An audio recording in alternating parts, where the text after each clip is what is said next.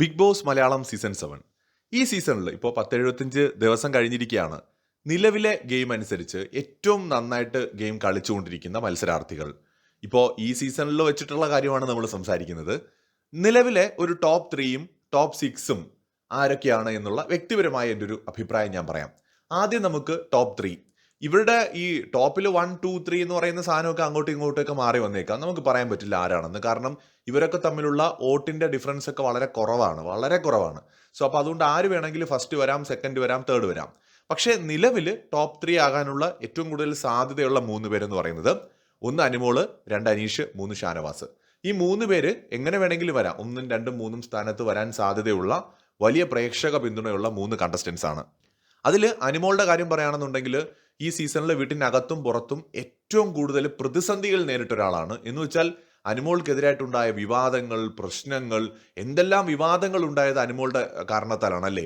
Positive or negative ഈ സീസണിൽ ഏറ്റവും കൂടുതൽ ചർച്ച ചെയ്യപ്പെട്ട പേരുകളിൽ ഒന്ന് അനിമോളാണ്. വളരെ സ്ട്രോങ് ആയിട്ടുള്ള ഒരു പ്ലെയർ ആണ്. ശരിക്കും പറഞ്ഞാൽ തുടക്കത്തിൽ വന്നപ്പോൾ ഒരു കരച്ചിൽ, എന്തു പറഞ്ഞാലും കരയുന്ന ഒരു ലെവലിൽ നിന്ന് ബിഗ് ബോസിന്റെ ഒരു 75 ദിവസമൊക്കെ ആകുമ്പോൾ വളരെ സ്ട്രോങ്ങും ബോൾഡുമായിട്ടുള്ള ഒരു പെൺകുട്ടിയായിട്ട് മാറാൻ അനുമോൾക്ക് കഴിഞ്ഞിട്ടുണ്ട്. അതുപോലെ തന്നെ സീസണിൽ ഉടനീളം ഏറ്റവും അധികം ടാർഗറ്റ് ചെയ്യപ്പെട്ട ഒരാളും അനുമോള് തന്നെയാണ്. ബിഗ് ബോസ് വീടിനകത്ത് പ്രത്യേകിച്ച് ഇപ്പോഴും അതിന് മാറ്റമില്ലാതെ തുടരുകയാണ്. അടുത്തത് അനീഷ്. ഈ സീസണിൽ ശരിക്കും ഒറ്റയ്ക്ക് ഗെയിം കളിക്കുന്ന കണ്ടസ്റ്റൻസിൽ ഒരാളാണ് അനീഷ്. തുടക്കം മുതൽ അനീഷ് ഒറ്റയ്ക്കുള്ള ഗെയിമാണ് കളിക്കുന്നത്. പോസിറ്റീവായിട്ടും നെഗറ്റീവായിട്ടുമുള്ള കണ്ടന്റുകൾ ഉണ്ടാക്കിയിട്ടുണ്ട്. ബിഗ് ബോസ് വീട്ടിൽ ഏറ്റവും കൂടുതൽ തവണ നമ്മൾ കേട്ടിട്ടുള്ള ശബ്ദം അനീഷിൻ്റെതായിരിക്കും. ഏറ്റവും കൂടുതൽ ഈ സീസണിൽ 75 ദിവസം പിന്നിടുമ്പോൾ നമ്മൾ കേട്ട ശബ്ദം അനീഷിൻ്റെതാണ്. എവിടെയും ആരെയും കൂസാതെ, ഭയമില്ലാതെ, ആർക്കും ഫേവറേറ്റ് ആയിട്ട് നിൽക്കാതെ എപ്പോഴും അഭിപ്രായം പറയുന്ന ഒരു കണ്ടസ്റ്റന്റ് ആണ്. അതിപ്പോൾ ഷാനവാസിനെ കുറിച്ചാണെങ്കിലും പറയും, അനുമോളെ കുറിച്ചാണെങ്കിലും പറയും, അക്ബറിനെയോ ആരിനെ കുറിച്ചാണെങ്കിലും പറയും. അനീഷ് പറയുന്നത് ശരിയോ തെറ്റോ എന്നതിലുപരിയായിട്ട് അനീഷിന് തോന്നുന്ന കാര്യങ്ങൾ ഭയമില്ലാതെ തുറന്നു പറയാൻ എപ്പോഴും അനീഷ് ചങ്കൂറ്റം കാണിച്ചിട്ടുണ്ട്. ആദ്യം മുതൽ ഇതുവരെ ആ കാര്യത്തിൽ അനീഷ് ഒരേ നിലപാടിൽ തന്നെയാണ് പോകുന്നത്. അനീഷിന്റെ ഗെയിമിൽ ഏറ്റക്കുറച്ചിലുകൾ ഉണ്ടായിട്ടുണ്ടെങ്കിലും ഈ സീസണിൽ ഏറ്റവും കൂടുതൽ പ്രേക്ഷകരുടെ പിന്തുണ നേടാൻ സാധിച്ച കണ്ടസ്റ്റൻസിൽ ഒരാൾ അനീഷാണ്. ഒരു ക്രൗഡ് പുള്ളർ തന്നെയാണ്. മാത്രമല്ല ബിഗ് ബോസ് വീട്ടില് അസഭ്യം അല്ലെങ്കിൽ മോശമായ വാക്കുകൾ വളരെ കുറച്ച് മാത്രം പറഞ്ഞ ഒരാൾ അനീഷാണ്. അനീഷിന്റെ ഏറ്റവും വലിയ തെറിയൊക്കെ എന്ന് പറയുന്നത് ചെറ്റത്തരം വരെയൊക്കെ ഉള്ളൂ. അതിനപ്പുറം ഒന്നും അനീഷ് ഒന്നും പറഞ്ഞിട്ടില്ല. സ്ത്രീകളോടാണെങ്കിലും വഴക്കിടുന്ന സമയത്ത് അല്ലെങ്കിൽ എപ്പോഴെങ്കിലും ഒരു ആർഗ്യുമെന്റ്സ് നടക്കുന്ന സമയത്ത് സഭ്യമായ ഭാഷയിൽ പ്രതികരിക്കുന്ന ഒരാളാണ് അനീഷ്. എടി പോടി വിളികൾ ഒന്നും തന്നെ അനീഷ് ഉപയോഗിക്കാറില്ല. പേര് വിളിച്ചുകൊണ്ടാണ് എപ്പോഴും അനീഷ് സംസാരിക്കാറുള്ളത്. ആര്യൻ, ഷാനവാസ്, അനുമോൾ, ഇങ്ങനെയൊക്കെ പേര് പറഞ്ഞുകൊണ്ട് എപ്പോഴും സംസാരിക്കാറുള്ളൂ. എപ്പോഴും സഹമത്സരാർത്ഥികളോട് ഒരു റെസ്പെക്ട് കീപ്പ് ചെയ്തുകൊണ്ട് തന്നെ ഗെയിം കളിക്കുന്ന ഒരാളാണ് അനീഷ്. ഈ സീസണിലെ വളരെ സ്ട്രോങ് ആയിട്ടുള്ള ഒരു പ്ലെയർ ആണ്. അടുത്തത് ഷാനവാസ് ആണ്. ഷാനവാസിന്റെ കാര്യം പറഞ്ഞു കഴിഞ്ഞാൽ വല്ലാത്തൊരു ഗെയിമാണ് ഈ സീസണിൽ ഷാനവാസിന്റെ ഗെയിം എന്ന് പറയുന്നത്. ഒരു ഘട്ടത്തിൽ അനീഷിനേക്കാളും അനുമോളെക്കാളും പ്രേക്ഷക പിന്തുണ ഉണ്ടായിരുന്ന ഒരു മനുഷ്യനായിരുന്നു ഷാനവാസ്. ഇന്നിപ്പോ ഓൺലൈൻ പോളുകളിൽ എപ്പോഴും അനീഷും അനുമോളും കഴിഞ്ഞാൽ 3ാം സ്ഥാനത്ത് പ്രേക്ഷക പിന്തുണ നിൽക്കുന്ന ഒരാള് ഷാനവാസ് ആണ്. ഇടയ്ക്കൊക്കെ ചില പോളുകളിൽ ഷാനവാസ് കയറി വരും. കാരണം ഷാനവാസിന്റെ ഗെയിമിന് ഒരു കൺസിസ്റ്റൻസി ഒരു ഘട്ടത്തിൽ ഉണ്ടായിരുന്നില്ല. പക്ഷെ പുള്ളിയെ സംബന്ധിച്ചിടത്തോളം വളരെ സ്ട്രോങ് ആണ്. ആരുടെ മുമ്പിലും മുട്ടുമടക്കാതെ, നട്ടല് വളയ്ക്കാതെ ജയിക്കാൻ വേണ്ടിയിട്ട് എന്ത് തരത്തിലും തരം താഴ്ന്ന് എന്തും സഹിച്ച് നിൽക്കാൻ തയ്യാറല്ലാത്ത ഒരാളാണ് ഷാനവാസ് എന്ന് തോന്നിയിട്ടുണ്ട്. ഭയങ്കരമായിട്ട് റിയാക്ട് ചെയ്യുന്ന ആളാണ്. ഷോർട്ട് ടെമ്പേർഡ് ആണ്. ഈ സീസണിൽ കുറച്ച് മാസ് കാണിക്കുന്നത്, അത് അകത്തുള്ളവരും സമ്മതിക്കുന്ന കാര്യമാണ്, ഷാനവാസ് ആണ്. കുറെ ആളുകൾക്ക് ഈ മാസ് കാണിക്കലൊന്നും ഇഷ്ടപ്പെടില്ല. പക്ഷെ അതും ബിഗ് ബോസിന് ആവശ്യമായിട്ടുള്ള ഒരു ഘടകം തന്നെയാണ്. അതും ഇല്ലെങ്കിൽ ബിഗ് ബോസ് തീരെ അങ്ങ് ഒന്നും അല്ലാതായി പോകും. ബിഗ് ബോസിൽ എല്ലാം വേണം. വിക്ടിം പ്ലേ വേണം, കരച്ചിൽ വേണം, മാസ് വേണം. എല്ലാം കൂടെയൊക്കെ ആകുമ്പോഴേ ആ ഒരു കറി ഒരു ടേസ്റ്റ് ഉള്ളതായിട്ട് മാറും എന്ന് പറയുന്ന പോലെ തന്നെയാണ് ബിഗ് ബോസും. അത് മാത്രമല്ല ഇപ്പോൾ ടാസ്കുകളിലാണെങ്കിലും ഷാനവാസ് നന്നായിട്ട് പെർഫോം ചെയ്യാറുണ്ട്. അതോടൊപ്പം തന്നെ പുള്ളി ഭയങ്കര ജെന്യൂൻ ആയിട്ട് ഫീൽ ചെയ്തിട്ടുണ്ട്. അതേ സമയത്ത് തന്നെ ഇനി ഗെയിമിന്റെ പെർസ്പെക്റ്റീവിൽ സംസാരിച്ചാൽ ഏറ്റവും നന്നായിട്ട് മാനിപ്പുലേറ്റ് ചെയ്യാൻ പറ്റുന്ന, കാര്യങ്ങളെ വളച്ചൊടിക്കാൻ പറ്റുന്ന ഒരു ഗംഭീര പ്ലെയർ കൂടിയാണ് ഈ സീസണിൽ.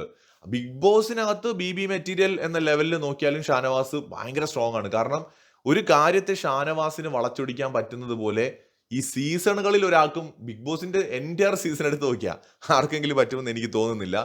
ആടിനെ പട്ടിയാക്കിയിട്ട് നിങ്ങളെ കൊണ്ട് തന്നെ പറയിക്കും അത് പട്ടിയാണെന്ന്. അങ്ങനത്തെ രീതിയിൽ മാനിപ്പുലേറ്റ് ചെയ്യാൻ പറ്റുന്ന അസാധ്യ കഴിവ് ഷാനവാസിനുണ്ട്. അതോടൊപ്പം തന്നെ പുള്ളി ഭയങ്കരമായിട്ട് റിലേഷൻസിനകത്ത് കുറച്ച് ജെന്യൂനിറ്റി ഒക്കെ കീപ്പ് ചെയ്യുന്ന ആളാണ്.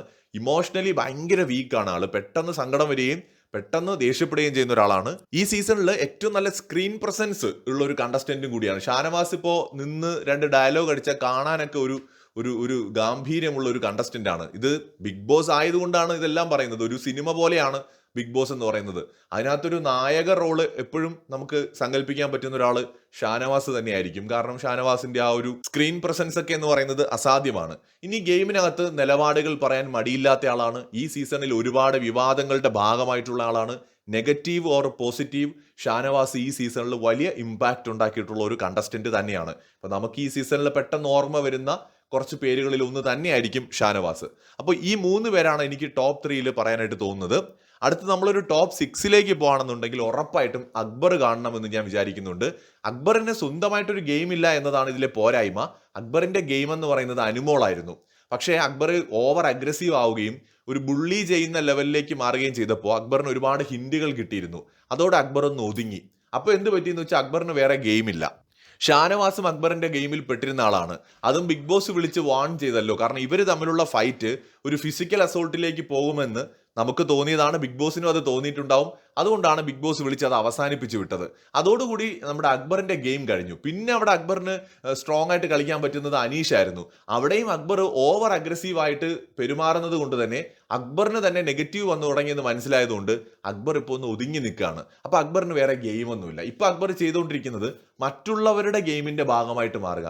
അവിടെ എന്തെങ്കിലും ഒരു വിഷയം നടന്നാൽ പെട്ടെന്ന് ചാടി വീണിട്ട് അതിൽ ആരെങ്കിലും ഒരു ആളുടെ പക്ഷം പിടിച്ചിട്ട് സീനാക്കുക. അതാണ് അക്ബറിന്റെ ഗെയിം. അത് മാറ്റി നിർത്തി കഴിഞ്ഞാൽ എല്ലാ വിഷയങ്ങളിലും അഭിപ്രായം പറയുന്ന, കൃത്യമായ നിലപാടുകൾ പറയുന്ന, ഉറക്കെ തന്റെ അഭിപ്രായങ്ങൾ പറയാൻ ഭയപ്പെടാത്ത ഒരാളാണ് അക്ബർ. സ്ട്രോങ് ആയിട്ടുള്ള ഒരു പ്ലെയർ തന്നെയാണ്. പക്ഷെ ഓഡിയൻസിന്റെ സപ്പോർട്ട് അട്രാക്ട് ചെയ്യുന്നതിൽ പുള്ളിക്ക് എത്രത്തോളം വിജയിക്കാൻ കഴിഞ്ഞു എന്നത് ഒരു വലിയ ചോദ്യം തന്നെയാണ്. പക്ഷെ എന്നിരുന്നാലും മൊത്തത്തിൽ നോക്കുമ്പോൾ ഒരു പ്രധാനപ്പെട്ട ഈ സീസണിൽ നമ്മൾ ഇതിനെ ഒരു സിനിമ പോലെ കണ്ടാൽ ഏറ്റവും പ്രധാനപ്പെട്ട ക്യാരക്ടേഴ്സിൽ ഒരാൾ അക്ബർ ആണെന്നതിൽ തർക്കമില്ല. അടുത്തതെന്ന് പറയുന്നത് ഞാൻ പറയാൻ ഉദ്ദേശിക്കുന്നത് നെവിന്റെ പേരാണ്. നെവിനും നെഗറ്റീവ് ഓർ പോസിറ്റീവ്. നെവിന്റെ ഗെയിം എന്ന് പറയുന്നത് ഫുഡ് അടിച്ചു മാറ്റി കുക്ക് ചെയ്യുക, എന്റർടൈൻമെന്റ് ഒക്കെയാണ്. അല്ലാതെ ഒരു ഭയാനകമായൊരു ഗെയിം കളിച്ചിട്ടല്ല നെവിൻ ഈ ഒരു സീസണിൽ അവിടെ നിൽക്കുന്നത്. പക്ഷേ എവിടെയൊക്കെയോ ഓഡിയൻസിന് ഇഷ്ടപ്പെടുന്ന കുറെ ഫാക്ടേഴ്സ് നെവിന് ഉണ്ടായിരുന്നു. ഇപ്പം നെവിന്റെ ഗെയിം താഴേക്കാണ് പോയിക്കൊണ്ടിരിക്കുന്നത്. നേരത്തെ മുകളിലോട്ട് നല്ല രീതിയിൽ പോയിക്കൊണ്ടിരുന്ന ഒരു ഗെയിമാണ്. ഇപ്പൊ കുറച്ച് താഴേക്കാണ് പോകുന്നത്. എന്നിരുന്നാലും നെവിൻ ഈ സീസണിൽ ഒഴിച്ചു നിർത്താൻ പറ്റാത്തൊരു കണ്ടസ്റ്റന്റ് തന്നെയാണ്. ഒരു ടോപ്പ് 6 നിലവിൽ ഞാൻ നെവിന്റെ പേര് കൺസിഡർ ചെയ്യുന്നുണ്ട്. പക്ഷെ നമ്മൾ പറയുന്ന പോലെ ആയിരിക്കത്തില്ല ഗെയിം മുന്നോട്ട് പോകുന്നത്. കാരണം ഈ സീസണിൽ ചിലപ്പോൾ നെവിനേക്കാൾ സപ്പോർട്ട് സാബുമാന് കിട്ടിയേക്കാം. ഞാൻ പക്ഷെ ഗെയിമിന്റെ പെർസ്പെക്റ്റീവില് സാബുമാനെ എനിക്ക് ടോപ്പ് 6 കാണാൻ കഴിയില്ല. ചിലപ്പോൾ സാബുമാൻ വന്നേക്കാം കേട്ടോ. ഞാൻ വീണ്ടും പറയുന്നു. കാരണം പുള്ളിക്ക് ചിലപ്പോൾ നെവിനേക്കാൾ സപ്പോർട്ട് വന്നേക്കാം, നമുക്കറിയില്ലല്ലോ. ഞാൻ ഇവര് കളിക്കുന്ന പോസിറ്റീവ് ഓർ നെഗറ്റീവ് ഗെയിമിന്റെ അടിസ്ഥാനത്തിൽ എനിക്ക് വ്യക്തിപരമായിട്ട് ടോപ്പ് 6 വന്നാൽ കുഴപ്പമില്ല എന്ന് തോന്നുന്ന കുറച്ച് പേരുകളാണ് പറയുന്നത്. അപ്പോൾ അതിൽ അടുത്ത ആള് നെവിനാണ്. അത് കഴിഞ്ഞാലുള്ളത് ആര്യൻ അല്ലെങ്കിൽ ആദില. ആര്യനോ ആദിലയോ ടോപ്പ് 6 ഡിസർവ് ചെയ്യുന്ന ഒരാളാണ്. നൂറ ഡിസർവ് ചെയ്യുന്നോ എന്ന് ചോദിച്ചാൽ ഇല്ല എന്നുള്ളതാണ് നിലവിൽ എൻ്റെ അഭിപ്രായം. കാരണം നൂറയ്ക്ക് അങ്ങനെ ഭയങ്കരമായിട്ടുള്ളൊരു ഗെയിം അവിടെ ഇല്ല. നൂറയേക്കാൾ വളരെ സ്മാർട്ടും കൂടുതലായിട്ട് ഗെയിമിൽ ആക്റ്റീവായിട്ട് നിൽക്കുന്നതുമായി കാണുന്നത് ആദില തന്നെയാണ്. സോ ആര്യൻ അല്ലെങ്കിൽ ആദില ടോപ്പ് 6 വരാൻ അർഹതയുള്ള ഒരു ആളായിട്ട് എനിക്ക് തോന്നിയിട്ടുണ്ട്. സോ ഇതാണ് എനിക്ക് എൻ്റെ ഒരു വ്യക്തിപരമായ അഭിപ്രായം. പ്രേക്ഷകരുടെ അഭിപ്രായം തീർച്ചയായിട്ടും നിങ്ങൾ കമന്റ് ചെയ്യുക. നിങ്ങളുടെ ടോപ്പ് 6 ടോപ്പ് 7 ആരാണെന്നുള്ളത് നിങ്ങളൊന്ന് കമന്റ് ചെയ്യുക. മറ്റൊരു വീഡിയോയുമായി വീണ്ടും കാണാം.